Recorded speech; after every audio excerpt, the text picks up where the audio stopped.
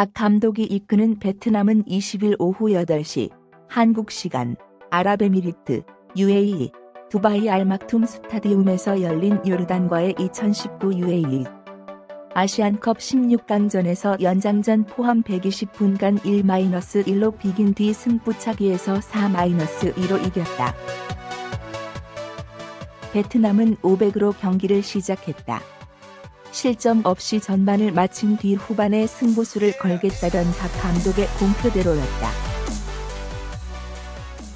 11월 아세안 축구연맹 F 스즈키컵을 시작으로 3개월 넘게 손발을 맞춘 베트남 선수들은 유기적인 움직임으로 요르단에 발을 묶었다. 전반 39분 박 감독의 구상이 어긋났다. 세트 피스에서 바벨 압델 라흐만에게 절묘한 오른발 가마차기로 득점을 헌납한 것이다. 위험 지역에서의 불필요한 반칙이 실점으로 이어졌다. 지고 있는 팀에게 주어진 선택지는 많지 않다. 내일이 없는 토너먼트라면 더욱 그렇다. 상황이 꼬이면서 베트남은 후반 들어 공격의 비중을 높였다. 수비에 무게를 뒀던 사이드백들도 좀 더 높은 위치에 자리했다. 베트남의 변신은 후반 6분 결실을 맺었다. 은우엔 트룸호앙의 크로스를 은우엔 콩푸엉이 넘어지면서 오른발로 마무리했다. 수비 뒷공간을 향하는 날카로운 크로스와 마무리 능력이 만들어낸 합작품이었다. 동점골 한 방으로 베트남은 다시 여유를 찾았다. 공격적인 흐름을 이어가면서 뒷문 정비에도 힘을 쏟을 수 있게 됐다. 결국 베트남은 안정적인 수비로 연장전까지 추가 실점을 막은 뒤 승부차기로 8강 진출이라는 대업을 완성했다. 베트남의 아시안컵 8강 진출은 큰 의미를 지닌다. 동남아시아를 제패하던 패스나 아시아 최강팀들이 모두 모이는 이번 대회에서는 고전이 예상됐다. 과거에 비해 나아졌지만 신체 조건은 여전히 경쟁팀들에 비해 떨어졌다. 베트남 선수들의 평균 신장은 175로 이번 대회에 출전한 24개 팀 중 가장 작다. 박 감독은 열세를 인정하고 이에 맞는 전술을 준비했다. 300을 기반으로 하면서 상황에 맞게 500을 병행했다. 선수들은 한 발 더 뛰는 축구로 신체적인 어려움을 타개했다. 많은 활동량은 쉽게 뚫리지 않는 끈끈한 수비의 구축으로 이어졌다.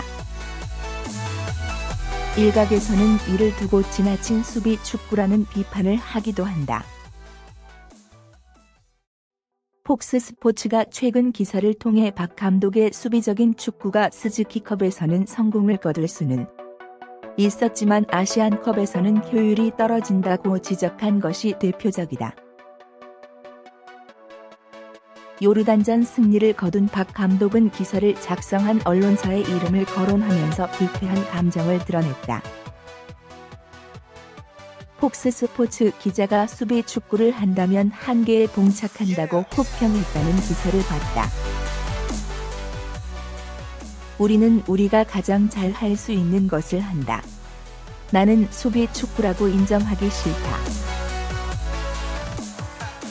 박 감독은 무분별하게 수비만 하는 것이 아닌 의미 있는 수비와 매서운 반격으로 결실을 맺는 실리 축구로 불리기 원했다. 우리는 철저히 실리 축구를 한다. 수비 축구라고 말하지 말고 실리 축구라고 해달라. 우리가 가장 잘할 수 있는 것이 지금 하는 축구라고 강조했다. 베트남은 일본 사우디아라비아전 승자와 24일 8강전을 치른다. 실리 축구가 또 다시 통한다면 4번지강 신화도 불가능한 것은 아니다. 우승 후보 호주를 꺾고 B조 1위를 차지한 요르단을 맞아 베트남은 수비벽을 두텁게 쌓았지만 전반 39분 압델라흐만의 날카로운 프리킥에 선제골을 내줬습니다. 반격에 나선 베트남은 후반 6분 승부를 원점으로 돌렸습니다. 종호왕이 올린 크로스를 은우엔 공투왕이 달려들며 마무리해 동점을 이루었습니다.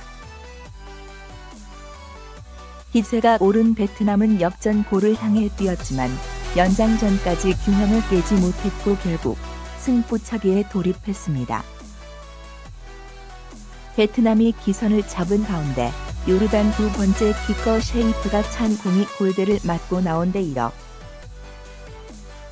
세 번째 키커 살레가 찬 공을 베트남 골키퍼 단반남이 막아내며 승부가 기울었습니다. 마지막 키커 VTN 둥이 골망을 가르며 8강 진출이 확정되자 박항서 감독은 주먹을 불끈 쥐고 환호했습니다. 박항서 / 베트남 축구대표팀 감독, 베트남이 수비 축구를 한다고 혹평을 했지만 나는 수비 축구라고 인정하기 싫고 우리는 철저하게 실리 축구를 합니다. 베트남 사상 처음으로 아시안컵에서 토너먼트전 승리를 기록한 선수들은 라커룸에서 우승한 듯 기뻐했습니다. 베트남은 오는 24일 일본 사우디아라비아전 승자와 사상 첫 4강 진출을 놓고 격돌합니다. 베스트 11 평균 나이 24살 26일로 아시안컵 출전 24개 팀 가운데 최연소. 상대적으로 젊은 베트남 선수들은 후반 들어서 더 힘이 났고 특유의 베트남 정신으로 요르단을 거세게 몰아붙였다. 전반 39분 프리킥 상황에서 먼저 골을 내줬으나 대형 금성 홍기를 내걸러 베트남 이겨라를 연신 외치는 2000여 명 응원단의 기를 받은 때문인지 후반 들어 반격에 나서 6분 만에 1-1 동점골을 만들어냈다. 이후 치열한 공방전에도 추가골이 나오지 않고 연장전에 돌입했으나 역시 마찬가지였다. 결국 승부차기에서 두 팀이 웃고 울었다. 20일 오후 현지 시각 아랍에미리트 두바이의 알마툼 스타디움에서 열린 2019 아시아 축구연맹 AFC 아시안컵 16강전.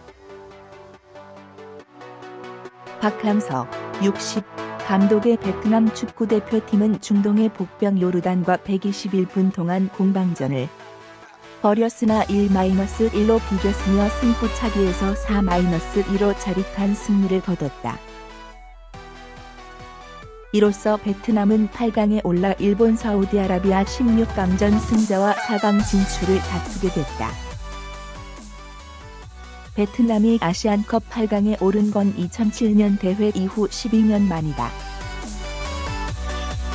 지난해 아시아 축구연맹 AFC 23살 이하 U-23 챔피언십 준우승 역대 최고 성적을 시작으로 2018 자카르타 팔렘방 아시안게임 4강 진출 역대 최고 성적 과 10년 만에 스즈키컵 동남아 축구 국가대항전 우승까지 베트남 축구의 황금기를 이끌고 있는 박항서 매직은 12년 만에 다시 나선 아시안컵에서도 돌풍을 일으키고 있다. 박항서 감독은 경기 뒤 공식 기자회견에서 정말 극적으로 16강에 진출했는데 16강에 진출하고서도 회복 시간도 많지 않은 상황에서 최선을 다한 선수들한테 감사한다고 공을 선수들한테 돌렸다. 그는 또 일본 사우디 승자 중 어디가 더 쉬운 상대이냐는 물음에 쉬운 상대는 없다, 다 어려운 팀이다. 16강에 오른 팀이 우리보다 다 피퍼 랭킹이 높다고 답했다. 박 감독은 이날 승부차기와 관련해서는 16강 확정 뒤 이틀 동안 승부차기 연습을 했다며 승부차기는 내 나름대로 기준이 있다. 찰 선수는 혼자서 결정했다. 마지막에 이영진 코치와 상의했다고 털어놨다. 베트남 선수들은 골 만회를 위해 총공세를 벌이며 요르단을 몰아붙였고 전반 43분과 46분 두 차례 강력한 슛을 상대 골문에 꽂아 넣었으나 아쉽게 골키퍼 선방에 막히고 말았다. 후반 들어 베트남은 6분 만에 기어코 동점골을 만들어냈다. 응우엔 트론 호황이 오른쪽 문전 크로스를 최전방 스트라이커 응우엔 공부홍이 오른발 슛으로 연결해 골문을 가른 것이다. 이후 베트남은 지칠 줄 모르고 요르단을 압박했으나 추가 득점은 하지 못했다. 승부차기에서 베트남은 1물결표 쌓인 3번 킥커까지는 모두 골을 성공시킨 반면 요르단은 2번 킥커가 골포스트를 맞춘 데 이어 3번 킥커는 슛이 골키퍼에 걸리면서 뒤졌다. 베트남은 4번 킥커의 슛이 막혔으나 5번 킥커가 침착하게 골을 성공시키며 긴 승부를 마무리지었다.